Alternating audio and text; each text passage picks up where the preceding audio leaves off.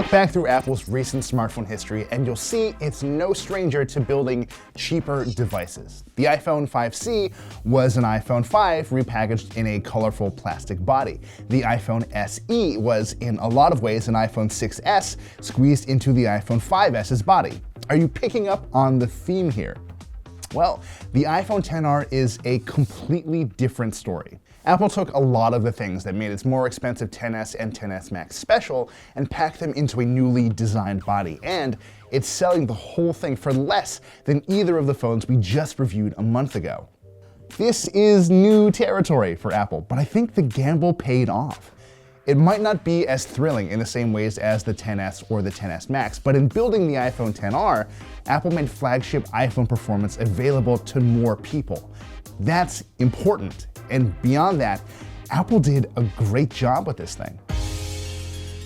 Now, making the iPhone more accessible to people also involves making it more appealing to people. And for Apple, this meant designing a new set of colors to go with the XR's glass and aluminum body. As you can see, I've been testing this white model, and it's far, far from the most exciting option. But the fit and finish here is everything that you'd expect from an iPhone. If you've ever used an iPhone 8 or 8 Plus, you know exactly what to expect. It actually feels like a slightly narrower 8 Plus because of the elongated screen. It's a little taller, a little wider, and a little thicker than the XS, but I actually think this aluminum frame helps the XR feel just a bit sturdier than its premium cousins. More importantly, the XR sits in a sweet spot between the XS and the XS Max. The XS feels great, but maybe a little small for some people, while the XS Max can feel like a real handful, even if you have big hands. The XR strikes an excellent balance between the two, and Apple knows it. The company told us that size was chosen because it would, quote, appeal to the widest number of people, unquote. Of course, the reason the iPhone XR is the size that it is because of this 6.1-inch display, and we really need to talk about it. For its premium iPhone X line, Apple uses some very, very good-looking OLED panels. The XR, on the other hand, uses what Apple calls a liquid retina display. It's an LCD panel that runs almost edge to edge, and Apple says it's the most advanced in the industry. The thing that quite a few people seized on is its resolution. At 1792 by 828, it's well below that of the XS and the XS Max, but it's the same as every non-Plus iPhone from the 4 to the 8. I'll be frank, after using the XR for a while, I firmly believe most people will not care. You can see individual pixels if you push your nose right up against the glass, and when you put the phone side by side with something like the XS, you can see the difference when you're zooming in on photos. Some of the really fine details can sort of get smeared out if you blow up an image large enough, and this just doesn't happen on the XS or the Max.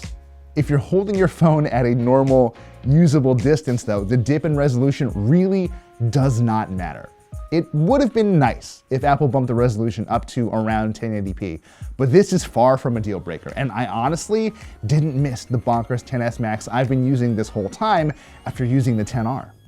All right, that's not completely true. Apple's pressure-sensitive 3D touch screen technology is nowhere to be found, and I get it.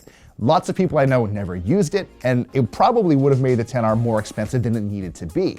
The logic makes sense, but damn it, I really miss being able to press down on a screen and move my cursor around. It made fixing typos in text messages really easy, and if you know anything about me, you know that I need that. So yeah, the XR screen is much nicer than the specs suggest. Colors are bright and vivid, and viewing angles are solid too. Since this is an LCD though, Apple had to make some compromises, like making the bezels around the screen a little bigger.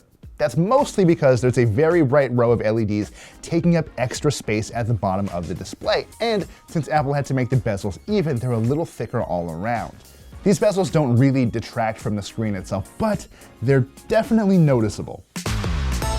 You'll find the only other major physical difference on the XR's back. Check it out, there's only one camera here, and I know other smartphone makers have been able to squeeze dual cameras into cheaper phones without much issue. Apple wouldn't confirm that going with a single camera was purely because of cost, but A, that seems pretty likely, and B, I really wouldn't worry about it too much. This is the same 12 megapixel wide-angle camera Apple uses in the XS and XS Max, and in general, it's very, very good. You'll find a lot of detail and some excellent colors in the photos that XR turns out, and Apple's Smart HDR pretty frequently kicks in to improve the dynamic range. It really helps in preventing some parts of photos from being blown out entirely. Low light performance was actually really good too. The XR's camera has an f1.8 aperture, so it can capture as much of what little light there is, and it reproduces more detail than I usually expect when in the dark. In most situations, the XR is a very solid photographic companion. Apple is leaning on some clever computational photography techniques here, but arguably Google is better at pushing the Pixel 3's single camera to its limits. The best example of this is when you're trying to zoom in on your subject. The XR only has digital zoom, so you start to lose detail pretty quickly. The same is technically true of the Pixel 3's, but Google's intelligent sharpening does a better job of keeping things crisp, or at least crisper than they would have been otherwise. And then there's portrait mode, a feature that I should remind you first debuted on the dual camera iPhone 7 Plus. Apple had to rework it for the XR single camera, and the company did a solid job for the most part. Backgrounds are totally bokeh-licious while keeping the subject in pretty tight focus. There are some limitations to keep in mind though. For one, you can't use Apple's fancy monocolor modes to make moody portraits when using this main camera. All you get are natural, studio, and the contour lighting effects. And more importantly, portrait mode doesn't work at all unless you're pointing the camera at a person. If you try, the phone will actually tell you it can't detect a face, and I'm being serious here. Some of you won't care since the results usually turn out pretty great, but if you really give a damn about taking the best smartphone photos you can, the XS and the XS Max have a clear edge. By now, you get the point. In some ways, the iPhone XR is very distinct from the XS. That said, this thing shares a lot with Apple's more premium phones, and that's a very good thing. See the notch cut into the screen?